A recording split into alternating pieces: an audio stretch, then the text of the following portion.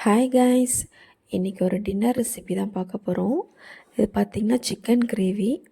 But ஆனால் நம்ம chicken சேர்க்க போகிறது கிடையாது. ஸோ அதுக்கு பதிலாக பார்த்திங்கன்னா நம்ம மில் மேக்கரில் செய்ய போகிறோம்.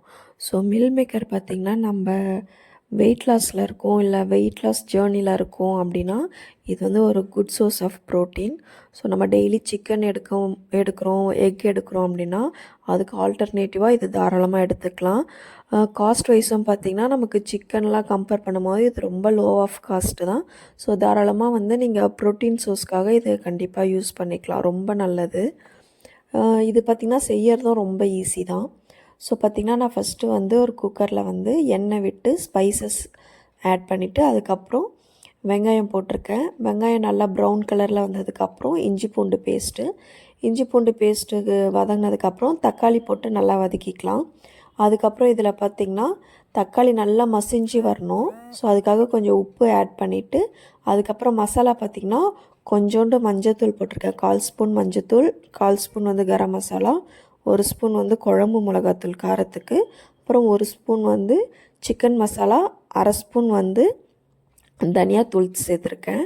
ஸோ வந்து உங்களுக்கு காரம் வந்து இதை விட கொஞ்சம் கம்மியாக சாப்பிடுவீங்கன்னா நீங்கள் குழம்பு மிளகாத்தூள் வந்து ஒரு ஸ்பூன் அந்த மாதிரி எடுத்துக்கலாம். ஸோ இப்போ பார்த்திங்கன்னா நல்லா வந்து மூடி வச்சு எடுத்ததுக்கப்புறம் நல்லா எண்ணெய் பிரிஞ்சு வந்துருச்சு மசாலா. அதுக்கப்புறம் பார்த்திங்கன்னா நம்ம இதில் வந்து அந்த மில் மேக்கர் ஆட் பண்ணிக்கலாம். நான் மில் மேக்கர் பார்த்திங்கன்னா பெருசு தான் எடுத்திருக்கேன். ஸோ ஆல்ரெடி நல்லா ஒரு 5 நிமிஷம் தண்ணியில் கொதிக்க விட்டு நல்லா தண்ணியெல்லாம் பிழிஞ்சு எடுத்து வச்சுருக்கேன். இந்த 1 கப்பு ஃபுல்லாகவே நான் சேர்த்துக்கிறேன்.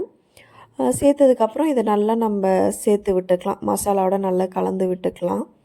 கலந்து விட்டுட்டு ஒரு 2 நிமிஷம் கழித்து பார்த்திங்கன்னா தண்ணி ஆட் பண்ணிக்கலாம். ஸோ நமக்கு எந்த அளவுக்கு வந்து லிக்விடாக வேணும் அப்படின்னா அந்த அளவுக்கு நம்ம சேர்த்துக்கலாம். நான் 1 கிளாஸ் ஃபுல்லாக சேர்த்துருக்கேன் தண்ணி.